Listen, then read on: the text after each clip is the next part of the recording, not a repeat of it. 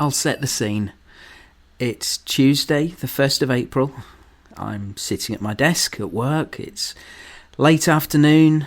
I'm busy, very busy. We've got a big project going on at work at the moment, and it's taking up all our time and our attention. And that's partly why I'm only getting to this podcast a month and a half since the Original Sin finale aired. So I'm busy, engrossed in what I was working on while keeping one eye on the clock because it's 15 minutes until home time. And my phone lights up. It's a DM on Blue Sky from our friend Nick. It reads, Original Sin renewed for season 2. My heart skipped a beat and I did a double take.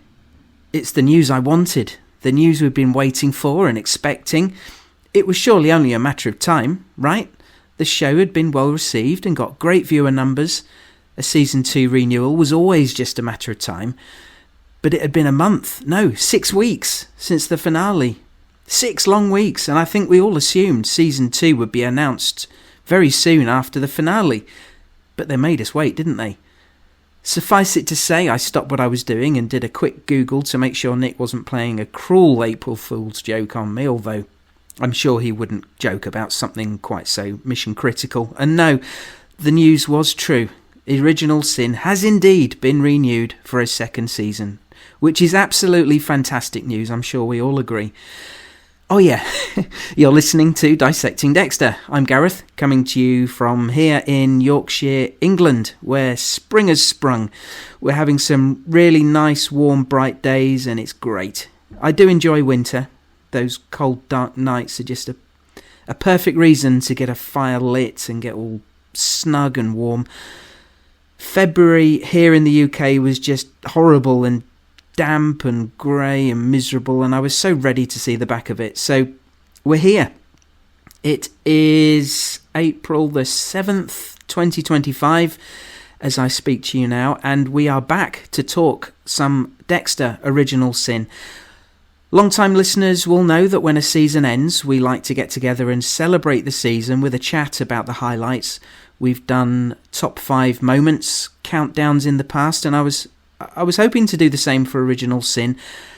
I put a call out for nominations, but perhaps surprisingly, given how much people enjoyed this season, I received very, very few responses. Very few. Thanks very much to those who did send things in, but it was really so few that I just couldn't compile a top 5 based on votes. It wouldn't be a fair sample size of listener views. So this won't be a top 5 countdown like we've done in previous years, but we will have a chat about some of the nominations that I did get, which may or may not include some of my own favourite bits. Before we get into that, very quickly, if you like the podcast and want to support it, please leave a rating and review on whichever podcast platform you use. If you're listening to the YouTube version, please leave a comment and a thumbs up and subscribe if you don't already. All these things are free and really do help me out with the algorithms. Thank you to everyone who's done this over the last season.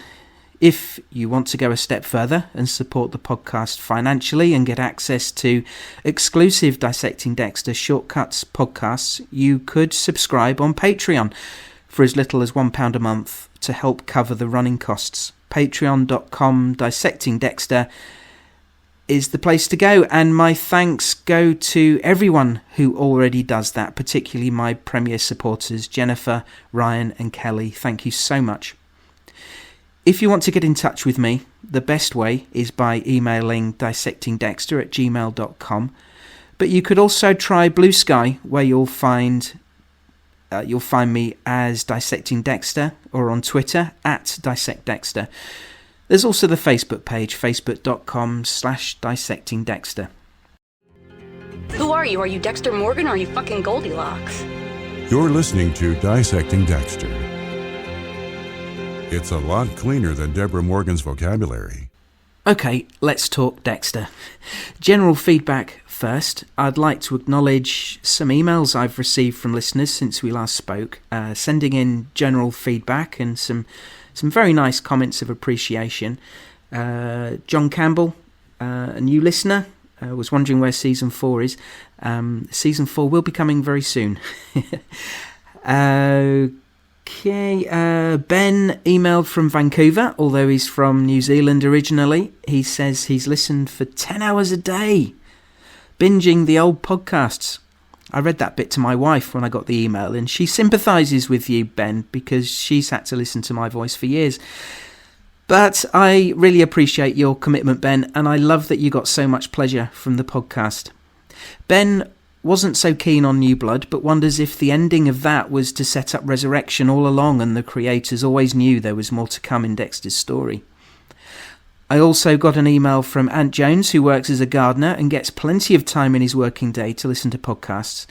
He says he only started Dexter a few weeks ago but had no one to talk about the show with, and that's how he came to Dissecting Dexter and find out what other people think of the show. He says he loves seasons 1 to 4, but thought season 8 sucked. He says New Blood was good, but didn't feel like the same show. As for Original Sin, he says it was strange at first, but soon loved seeing the younger versions of our beloved characters. He's looking forward to Resurrection and has enjoyed what sounds like an intense few weeks of binging the entire run of the show. He says he's loved listening to the podcast and other listener views, making special mention of Travis, which I know he'll be pleased about. And also looking forward to the season 4 rewatch, which, as I just mentioned, will start soon. And he's hoping to send in some thoughts as we go through that. Ben, Ant, John, thank you for getting in touch. I always love to hear from you guys out there, the listeners, whether you're new to the podcast or long-time listeners. And I love that even now, 15 years in, new people are still discovering it and listening to shows that I recorded when I'd only recently become a dad and was still in my 30s. I mean, it's bonkers, isn't it? This podcast has tracked a considerable period of my own life. And yours as well. And it blows my mind what's happened in that time. So many life events. And yet the podcast is still going. Anyone who wants to drop me a line is always welcome, and I'll try to acknowledge all of you on the podcast, dissectingdexter@gmail.com. You don't have to have any crazy revolutionary theories about the show. It's just nice to hear from people. It's encouragement and support from listeners like Ben, John and Ants that give me a nice boost. And although we're flooded with Dexter news and content right now, it's not always been like that, has it? We've had the lean years for sure, and it's knowing you guys are still out there listening that has really helped me keep going through those quieter periods. And we won't mention the long hiatus that I took after season 8, though. That was on me. Anyway, I'm waffling for a change. Apologies. Since we last spoke, I had a follow-up email from Dexter producer Robert Lewis, who responded to comments we made after the finale. That's from me and you guys. Like I said last time, I still find it amazing to think that some of the people who make the show are actually listening. It just blows my mind. If you told me back when I started this podcast that this would one day be the case, I'd have laughed. I'd have never believed you. Anyway, Robert responded to our comments about the casting, and he says, I agree with you and your listeners that we hit it out of the park with Paddy Gibson.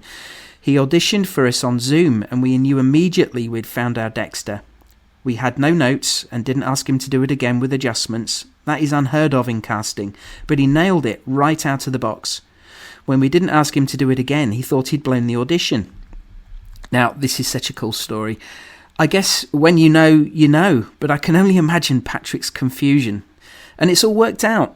He did great work, and they're all coming back for another go in season 2.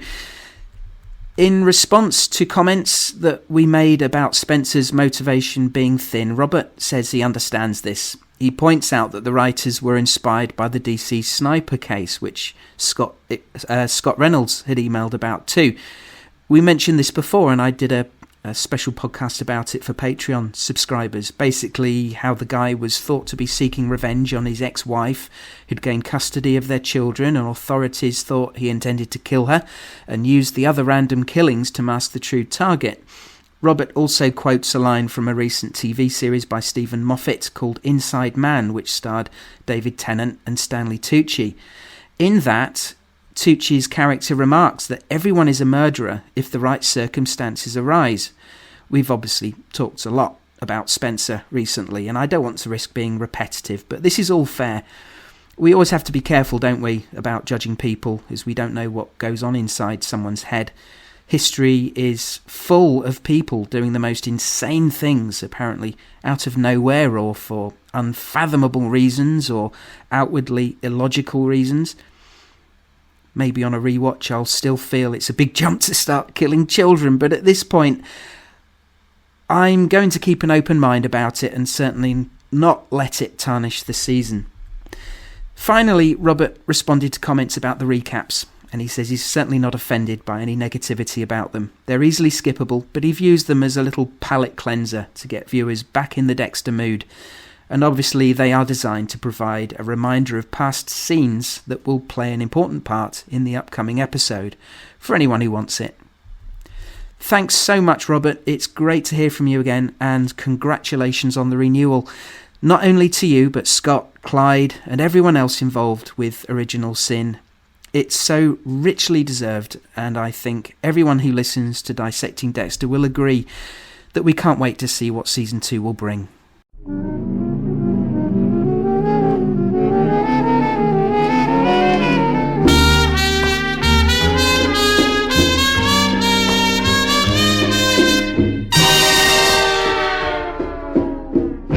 Alright guys, let's wind back the clock a few weeks and remember Season 1.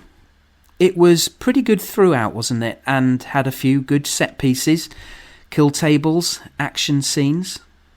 Things you'd expect to feature in a top 5. But for me, it was the character beats that resonated the most.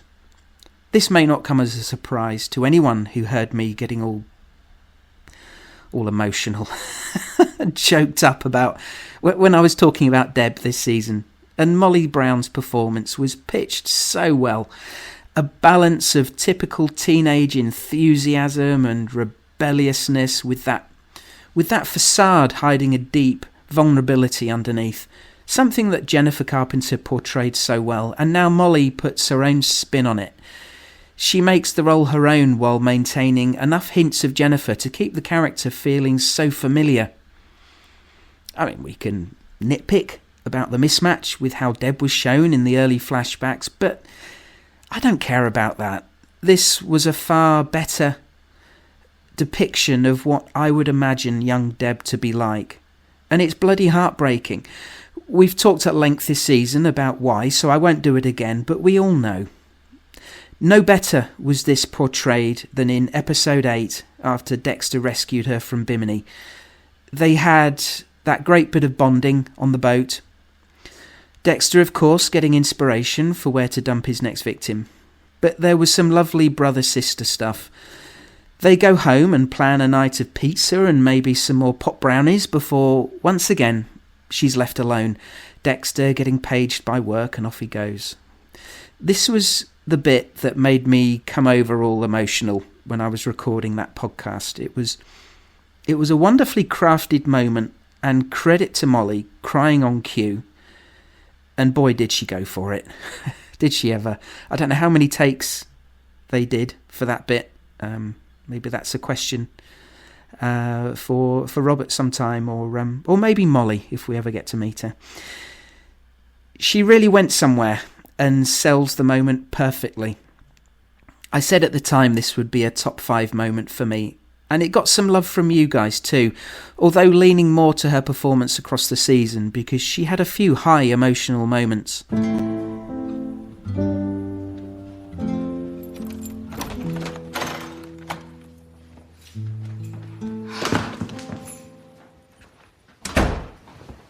Hey, you want to rent a Blockbuster? Order a pizza? The only thing better than a pizza? 2 pizzas. Deal. Hey, I might have some of those brownies left. It's work. I gotta... Go. Yeah, I know.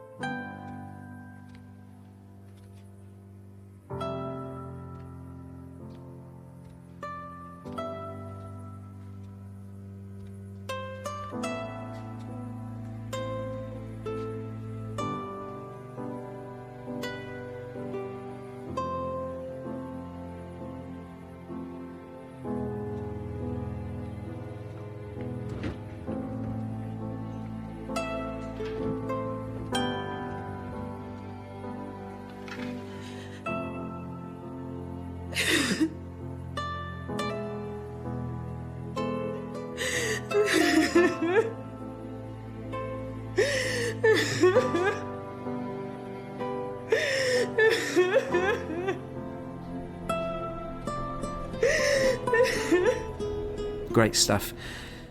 Among the nominations were moments like Dexter finally aboard what we suspect will be renamed The Slice of Life. There was the Miguel Prado cameo, Dexter getting stopped by the police with Levi Reed's body in the back. Dexter in peril's always fun to watch him wriggle out of it, and he's pretty cool there. The, how do we pronounce it? The Highlight kill scene, that got a vote. Dexter's first grandiose kill table, and it was certainly fun, although we did comment at the time, what a bloody massive risk, doing it somewhere so public. Well, I remember Nick trying to placate the critics in feedback, reminding us that this is a fictional show with one foot in the realms of fantasy. For many of you, the reintroduction of Brian was a highlight. And Nikki, I'm not just looking at you. The seed was planted early on, and although a lot of us called it, it didn't spoil anything. It only added to our anticipation of what they were going to do with him, and it did not disappoint. It peaked in the final episode with the montage showing what happened to him after he left the Morgans, which in itself was a big twist. We never knew they took in both boys, and we occasionally questioned Harry for it, thinking he cherry-picked Dexter, although in this series we saw he did have a bond to little Dexter. He was good enough, though, to bring in both boys into his home, although I give Doris a huge amount of credit for that too, knowing they were the offspring of the woman Harry had an affair with.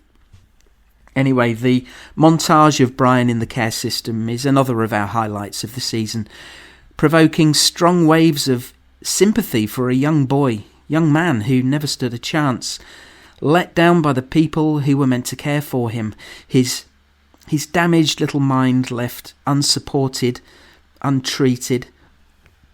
Still on the subject of Brian, and another nominated highlight for you, was the sequence with Brian at the bingo hall, working his charms on poor unsuspecting Barb, the social worker who he blamed for taking him away from Dexter. She's a sweet old lady now and has no idea, until he brutally clocks her on the jaw and bundles her into his van. And boy, does she meet a gruesome end. Dismembered by chainsaw on a rooftop, still alive as the first cut is made.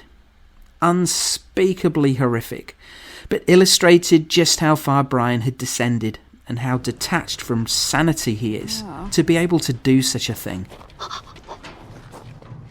What are you doing? You remember what you promised me?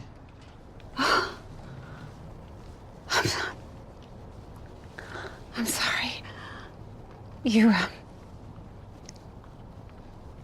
needed help. What I needed was my family. My brother. I did what I thought was best for you and your brother, Brian.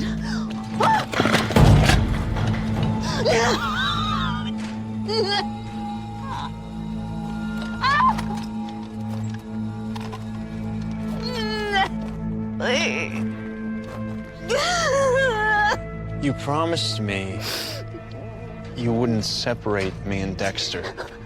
I'm sorry. But you did. So, now?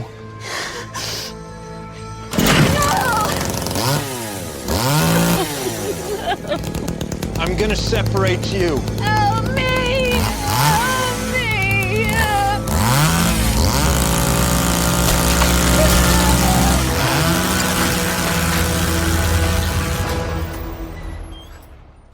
Brian's right when he says he needed his brother. He really did. He was the only family he had left, and his only protective factor. Taking him away, that removed the one crutch he was leaning on, and he fell. Boy, did he fall. But he has our sympathy now in quantities he never did before. This is something else the show has really succeeded at this season. A reframing of someone we thought we knew. And speaking of reframing, we've probably spent the most time this season talking about Harry. We knew he was a loving father to Dexter, but severely misguided, grooming him to becoming a serial killer, albeit with a code to avoid capture and limit impact on the innocent, of course. But we saw how that ended up working out. But again, we thought we knew Harry. But how wrong we were. I mean, he's still a bad parent at the end of the day. Look at his negligence of Deb. We know he loves her, but he just couldn't help not being there for her and prioritising Dexter like he did. But what this show did, and did well, was show us exactly why and how Harry ended up in that place, behaving that way. We've described him as a sort of villain, a grey area villain, I think I might have put it last time. As crazy as that sounds to say it out loud, Harry is a villain. But a theme of the season has been how a single event can change someone forever. For Brian and Dexter, it was watching their mother murdered. For Deb, it was losing her mother. For Spencer, it was his wife's infidelity and rejection of him, and he assumed the child that came from it. For Harry, it was being responsible for his son's death. And we saw through the season how that informed everything he did afterwards. I don't think it excuses an affair, but we know grief can make people do irrational things. I have sympathy for Harry in that it's an absolutely horrific burden to carry. He never meant Junior to drown. It was an accident, but he should have been there, should have been watching him. If he was watching the game on TV, he could have closed the outside door to prevent him wandering to the pool. Just have more awareness, and his negligence led to the accident. This understandably put in him this determination to avoid losing another child, the ball-crunching fear of losing another child at whatever cost, and what a cost. We've talked about him so much, and rightly so. It's a big part of the show, and I'm sure we'll talk more next season, with his ever-diminishing morality creating even more potential for suffering, with LaGuerta smelling something off going on with him. But what we should remember is that Harry isn't blind to this. He's not ignorant. His vices, smoking, drinking, his poor diet are driving him to an early grave. But these things are coping mechanisms, things he has to do to manage how shitty he undoubtedly feels. I'm sure he knows he's let down Deb. He knows he's a father to a serial killer and he's helped him to do it. But we can see where it all stems from. And I think that's good writing. He's seriously flawed, but it's believable. It's all plausible to me, within the scope of the show. He's a good man at heart, and there lies the struggle within him. What happens next is going to be very interesting to watch. Let me play you one of my favourite Harry moments from the season. Those earrings are evidence. What is the first goddamn rule of the code? Don't get caught. Why did you take them? I wanted to remember. Remember what? To kill.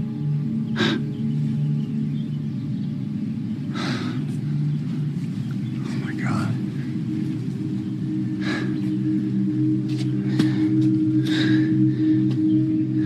They're trophies.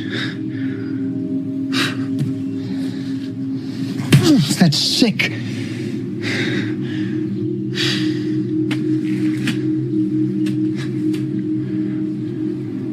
Everything we're doing, the code, all of it, is to make sure you are different from the people that you killed. You don't need that kind of thing. Remembering helps me keep my urges at bay. No. It's too risky, okay? You get those earrings back, and you get rid of them. Are we clear? Crystal. Now get out of here. Slater's great here. His realisation about the trophies, realising how far down the path as a serial killer Dexter has come. His reaction, that's sick. He's disgusted, revolted, which is a natural knee-jerk response. There's so much inner turmoil going on as Dexter's only doing what he's been shaped to do. And for Dexter, well, he's naive when he says the trophies will help his urges, keep them in check. We know it's naive, but he's still very much learning. Anyway, Harry's reframing, a true highlight of the season for me, and for many of you too, I'm sure.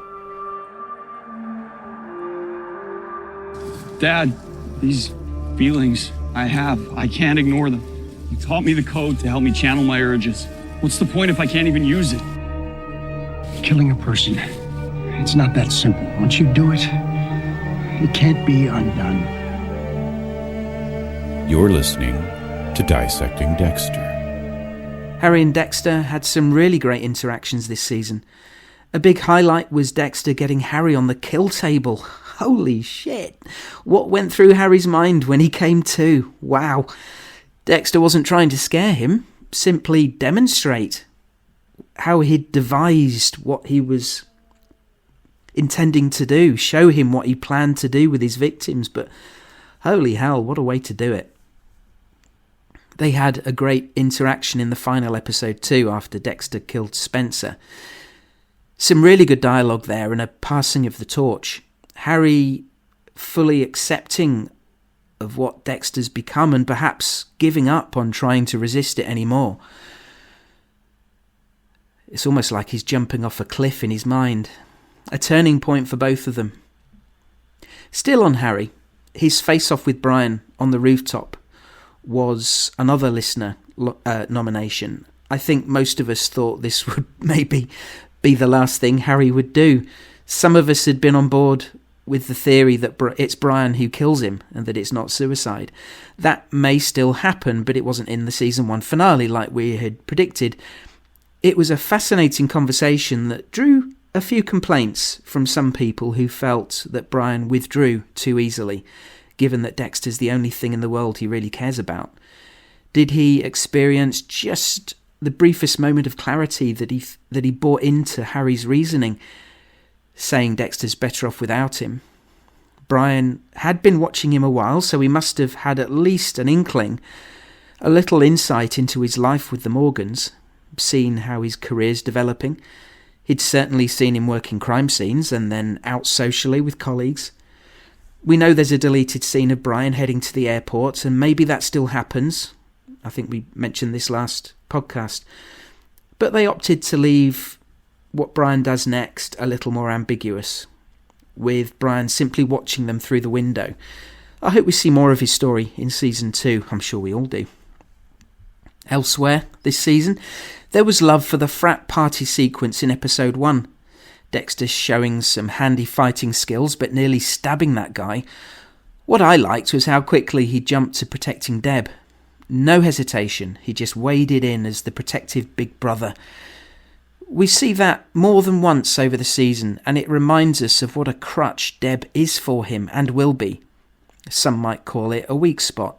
I call it a normal human relationship. Oh, again, that word normal. Ugh, don't like it. But you know what I mean. She's his sister. He thinks of her as his sister, and he genuinely cares about her.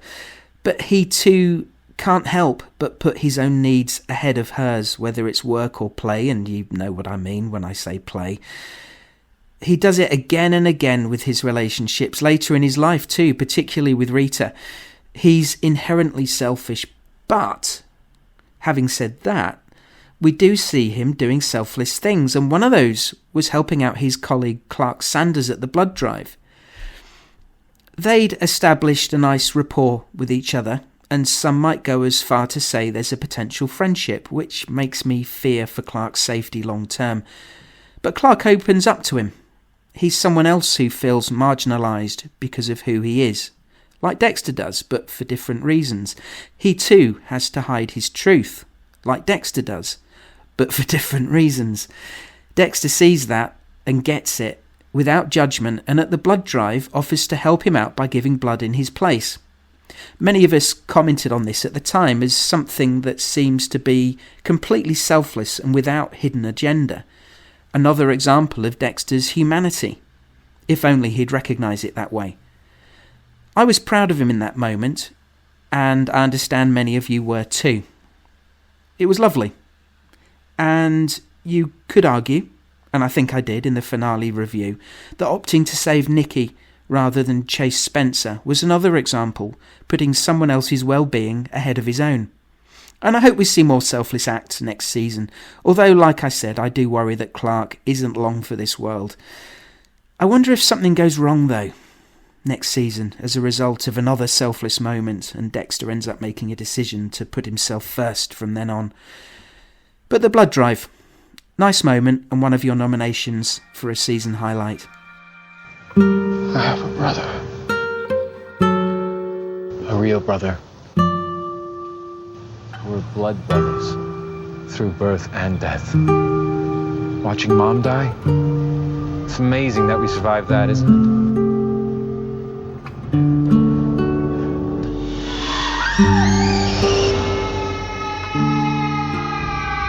You're listening to Dissecting Dexter. You were there too? To add to the moments we've already talked about, I have to mention the first Spencer takedown. I brought this up at the time, but I loved the little horror moment of the needle through the hand, and then Dexter forcing that into Spencer's neck to give him the M99. I think I said this before, I'm pretty squeamish of needles, but as a horror fan, I thought this was a beautifully graphic little touch, and kudos to Scott Reynolds for writing that in. We know he's a horror fan, and I'd personally really love to see a few more horror elements in Season 2. Speaking of which, the container scenes must get a mention.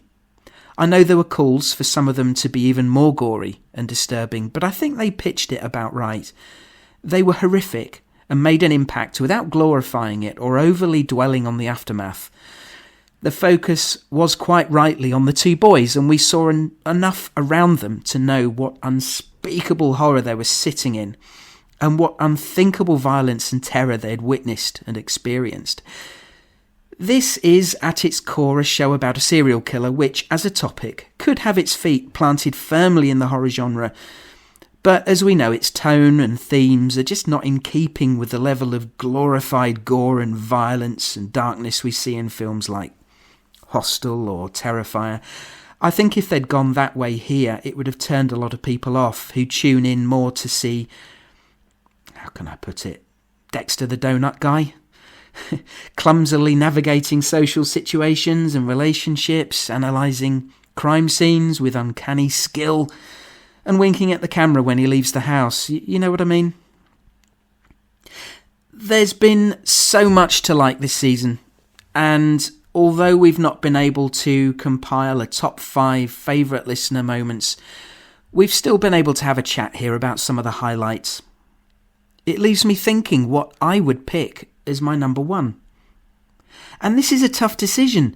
Do I pick one of the great action scenes? The shootout at the drug house. That was good. Spencer's fight with Spencer on the ship. How about one of the kill table scenes? Handsome Tony in the arena. Nurse Mary, Levi Reed, or the double table with Spencer perhaps? The montage of Brian in the foster system. That was great. We've had loads of humour. Dexter ordering enough food to feed a small country, or when he tried to endear himself to his new colleagues by bringing in a box of lovely healthy vegetables. Plenty of laughs, and I really credit the creative team for finding such a good balance of blending humour with the darker themes set against the vibrant Miami backdrop, bringing back those halcyon days, those vibes of the early seasons of Dexter so effectively. And I think to a person, all the feedback I received this series recognised that and gave the show a lot of credit. I do find myself leaning towards the character moments though, and we got so many of those. Plenty that tugged the heartstrings, moving me far more than I expected. Moments between Deb and Dexter.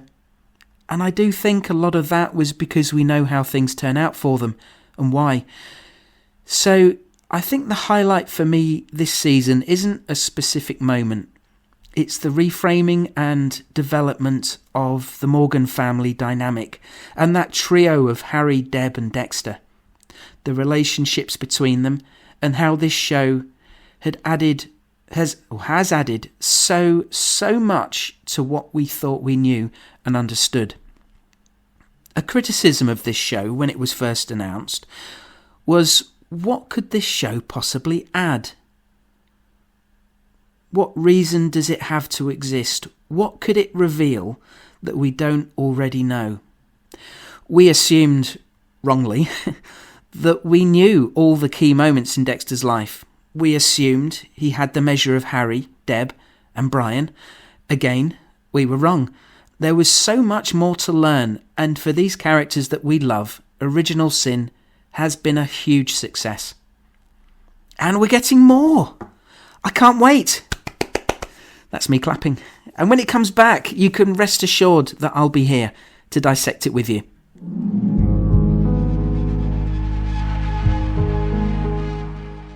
So that's it. That's season 1 of Dexter Original Sin, the show we never thought we needed, but now a show I wouldn't want to be without. We've got plenty of good times ahead in the Dexter universe, with Resurrection coming in June this year, and Original Sin season 2, I guess sometime in 2026. And for this podcast, I'll be right here with you to dissect it together. In the meantime, I want to get started on season 4 and enjoy a bit of Trinity before Resurrection, so please stay subscribed to the feeds to make sure you don't miss a thing. And I'll also be chipping in with extra shortcuts here and there for the Patreon supporters. Thanks to everyone who has sent in feedback this season. Your contributions add so much to the podcast, and it would not be the same without you. Thanks to all the wonderful people who've supported me on Patreon and continue to support. It helps enormously. And thank you to everyone who has downloaded the podcast and listened in this season. It still blows my mind to think that so many enjoy what I do. It's very humbling, and there's plenty more to come. Join me soon, and we will dissect some more Dexter together. Until then, take care, guys. Bye for now.